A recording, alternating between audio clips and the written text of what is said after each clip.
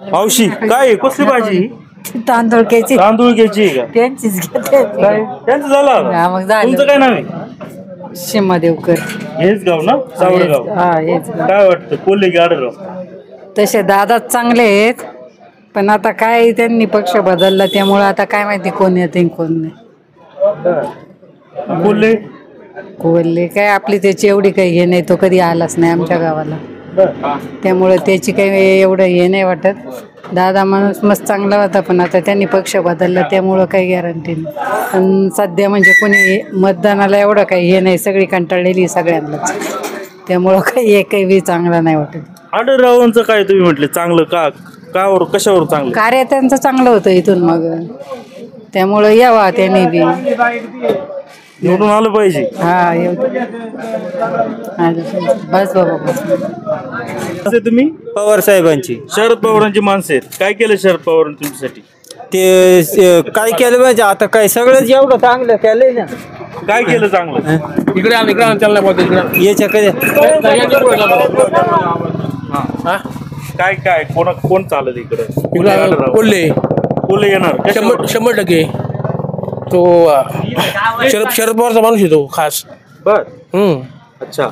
बाकी काय विकास कामं काय केली? हे काय भरपूर कामं केली. हा, रोड केला, शेड बांधलंय मशानभूमीमध्ये. अच्छा. रोड आणि इकडे एअर खणली गावची. कुणी? आपलं कोल्हेंनी. कोल्हेंनी वीर करून दिली. हा, आडररावांनी काय काय केलं? आडरावनी केलं भरपूर त्यांनी, पण ते आम्ही त्यांच्याच पक्षात होतो, पण ते फुटले. आता आम्ही कुठे जायचं मग? आम्ही कुठे जायचं मग? आम्ही शेवटी याच्यामध्ये आम्ही उद्धव बाळासाहेब ठाकरेमध्ये. बर. उद्धव ठाकरेंनी त्यांची हकालपट्टी केली होती. किती ना, इकडून तिकडून ते पळायचे, त्यामुळे नाही पळायला नाही, डायरेक्ट हकालपट्टी केली ना. हकालपट्टी केली त्यांची, चांगलं झालं. मग इथं कोणाचं शिवसेनेला जर तिकीट जर दिलं असतं कुणी माणूस निवडून आला असता का? उद्धव साहेबांचाच, बाकी ना कोणचा आला असं. मग का नाही दिलं उद्धव ठाकरे शिवसेनेला तिकीट? त्यांचाच माणूस आहे ना इथं. कोण? कोल्हे. ते याच्या चिन्हावर तुतारी लढवतात. पण हिची आहे त्यांची. मग हिची आहे त्यांची. ठीक आहे, तुम्ही आडरराव नाराज दिसताय. हो. काय चूक झाली त्यांची? ते कल्ल्या पक्षातून ते कल्ल्या पक्षात, ती कल्ल्या पक्षातून कल्ल्या पक्षात, काय एकनिष्ठ नाही राहिले. ते काम करायचे असेल तर कोणत्याही पक्षात जायला लागतं ना. जात त्यांच्या याच्यासाठी जातात, हिच्यासाठी, बाकीसाठी जाते नाही. आमच्या सरकारने काय करायचं माणसाने? आम्ही काय करायचं? कोल्हेंबाबत काय सांगा? कोल्हे भारी माणूस आहे, चांगला माणूस आहे, चांगला. आम्ही पवार साहेबांचं काम करणार. या वेळेला 6 साली आडराव उभा राहिला होता ना. 2004 ला राहिले होते ना. त्यावेळेला ज्या वेळेला उभा राहिला, मी कट्टर शिवसैनिक आहे. त्यावेळेला जर 100-125 मतं मी दिलेली. कुठून? लोणावळ्यापासून, खपोलीपासून तर बेल्यापर्यंत मी तेल वाहायचा गाडी, मुंबई ते तेल वाहायचा आपले डबे ट्रकवरती. तर प्रत्येक दुकानदाराला सांगायचं आडरराव सारखा माणूस नाही, त्याला मतं द्या. आणि आणला निवडून त्याला आम्ही त्यावेळेला 5-15 वर्ष. पण ते काय झालं, त्यांनी उडी नव्हती मारायला लागत. आपण काय करणार ना आता सत्य? नाही असं काय, त्यांनी तिकीट कोणाला नको? अहो, त्यांना बिनविरोध निवडून दिलं असतं त्या लोकांनी. असं काय करतात? एवढा तो माणूस चांगला होता, पण त्यांनी अशी जी पलटी खाल्ली तिथे ते संपले. तिकीट नाही दिलं, काय करायचं त्यांनी? नाही दिले तर राहा ना तुम्ही, तुम्हाला आहे ना दुसरी पदं मिळतील ना. पदं भरपूर देणार आहेत ना त्यांना. काय पाहिजे आणखी? नाराज आहेत तुम्ही मनात? कोण? तुम्ही नाराज झाले? हो, नाराज आहे. त्यांनी उडी मारायला नव्हती लागत. अपक्ष राहिले असते, निवडून आले असते. हो, त्यांना कुठले पद दिले असं, भारी पद मिळाले असते. असं काय करता? आज उद्धव बाळासाहेब ठाकरे शेजारी बसणारा माणूस येतो होता का ना? तो बसले होते का नाही? उडी नव्हती मारायला लागत ना. उडी मारली तिथे फसले. हो, उद्धव ठाकरे राष्ट्रवादीसाठी आडरावांचा बळी देणार होते. नाही ते म्हणत होते की तुम्ही पुण्यातून निवडणूक लढवा, शिरूरची जागा राष्ट्रवादीमध्ये द्यायला लागणार. नाही ते असं नव्हतं काय. यांनी इथून जायलाच नव्हतं लागत ना. यांनी जागा सोडायला लागत नव्हती. इथं जिथं जागा सोडली तिथे फसलेत ते. हो, स्वतः फसलेत. आता लोकांनी काय दिलं उधळून, तर त्याचा काय उपयोग नाही. आता मतदान आता कोल्हे येणार. कोल्हेंना देणार 100% येणार का कोल्हे. बरं त्यांनी काम अहो, मी कट्टर शिवसैनिक आहे पण आता विलाज नाही ना त्याला काही काम केले याने कोल्ह्याने काम केले असं काय नाही चांगलं काम केलं. हा राग व्यक्त करणार मतपेटीत हा यांनी असं आढळरावने असं करायला होतं मी स्वतः प्रत्येक दुकानदाराला सांगायचा आढळरावला मतदान करा चांगला माणूस आहे चांगला माणूस आहे. मी आंबेगावचा आहे इकडे जुन्नरचा नाही बर मी आंबेगावचा आहे कोणतं गाव आहे माळुंगे पडवळ गाव आहे.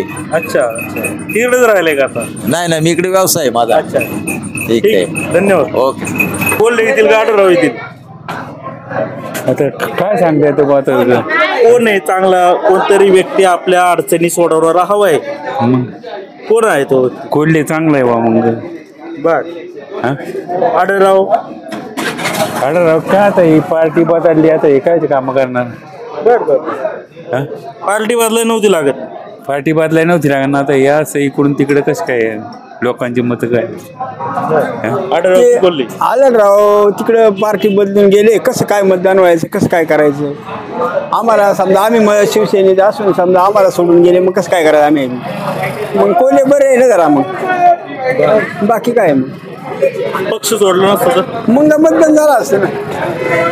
शरद पवारांचे तुम्ही माणसं आहात. पहिल्यापासून त्यामुळं कोल्हेंना निवडून दिलं पाहिजे हा पण ठीक आहे शरद पवार एक वेगळा स्वतंत्र विषय मोठा तो खूप गहन विषय पण कोल्हेंना का निवडून द्यायचं तर विरोधक आरोप करतात कामं केले नाही मी तुम्हाला इथं पहिलंच जनतेत आले सांगितलंय नाही. ना का आता ते कॉन्टॅक्ट मध्ये राहत नाही एवढाच प्रॉब्लेम आहे हा प्रॉब्लेम आहे त्यांचा आहे ना. तरी मतदान का करायचं मतदान आता काय आता जसं वारं फिरल त्यावेळेला पुढची वार्ता येते आताच काय सांगून फायदा नाही.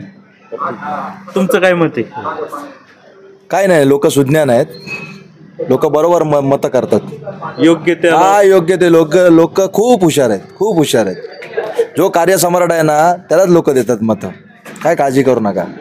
पाठीमागं अमोल कोल्हेंना जुन्नर तालुक्यातून सर्वाधिक मतदान झालं हा मग तेव्हाची गोष्ट वेगळी होती आताची गोष्ट वेगळी आहे.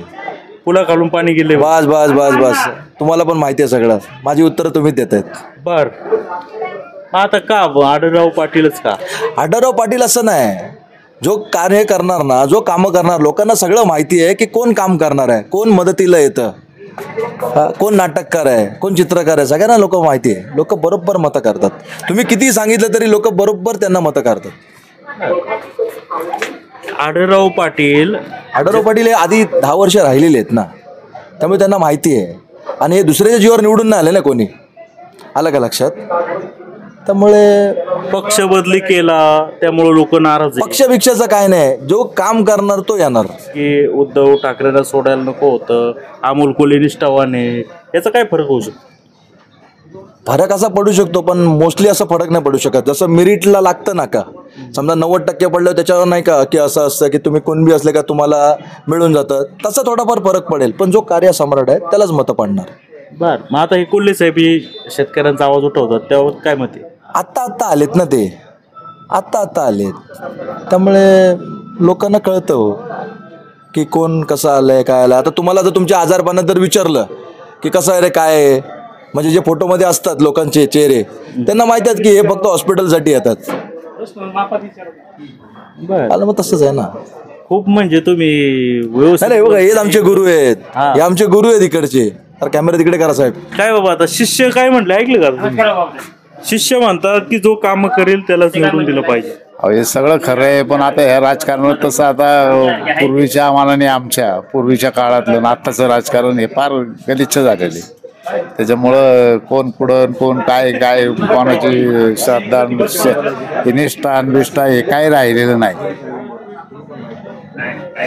खालच्या लोकांनी काय ठीक आहे करायचं ना श्रद्धा वगैरे खालच्या लोकांनी शरद पवारांनी सुद्धा काँग्रेस मधून येऊन राष्ट्रवादी ते सगळे स्थापन सगळं केला. मी काय म्हणतो वरच्या लोकांना सगळी लायसन आहे खालच्या कार्यकर्त्यांनी तळागाळातल्या माणसांनी काय करायचं हा प्रश्न आहे. तुम्हालाही सगळ्यात कोडं पडले पडलेलंच आहे ते कोडं म्हणजे ते न सुटणार आहे ना काय त्याचा भरोसाच नाही ना आज कोण कुठं जाईल तर आज कोण कुठं जाईल काय त्याचा विषयच नाही ना. नमस्कार काय वाटतं कोल्हे की आढळराव आता तसं काय पण सांगता येणार नाही कोल्हे की आढळराव आपण कामाचा माणूस कोण आहे तसं कामाचा आढळराव आहे शिवाजीदादा आढळराव ते त्यांनी त्यांच्या टर्ममध्ये विकास कामं पण केलेली इकडं कोल्हे साहेब आहे जुन्नर तालुक्यात. शेतकऱ्यांच्या याच्यासाठी संसदेचे आवाज उठवणार. त्यांना संसद रत्न पुरस्कारही मिळाले. तसं काय नाही. आढळरावांना बी संसद रत्न मिळालेलं आहे. त्या कार्यात बी मिळाल्या. यांना पण एका टर्म मध्ये तीन वेळेस जनतेचा हक्काचा माणूस कोण, कोल्हे की आढळराव, तेवढंच सांगा. तसे अमोल कोल्हे साहेबच. अमोल कोल्हे साहेब संसदेत आवाज उठवणार शेतकऱ्यांसाठी. नमस्कार दादा, नाव काय तुमचं? रोहित गुले. काय वाटतं कोल्हे की आढळराव? आपलं सॉरी कोल्हे साहेब. कोल्हे साहेब का? कोल्हे साहेब म्हणजे 5 वर्षात त्यांनी संसदेत चांगला आवाज उठवलाय. 3 वेळा ते संसद रत्न पुरस्कार त्यांनी प्राप्त केलाय आणि सगळ्यात जास्त प्रश्न मांडणारे खासदार एकमेव म्हणजे कोल्हे साहेब आहेत. आणि त्यांचं काम पण चांगले, तरुण तडफदार नेता आहे आणि इथून पुढं पण चांगली कामं करतील ते. आढळराव असा आरोप करतात की संसदेत 60% फक्त उपस्थिती होती, इतर टायमाला ते कुठं होते? मग आढळराव पाटील 15 वर्ष कुठं होते?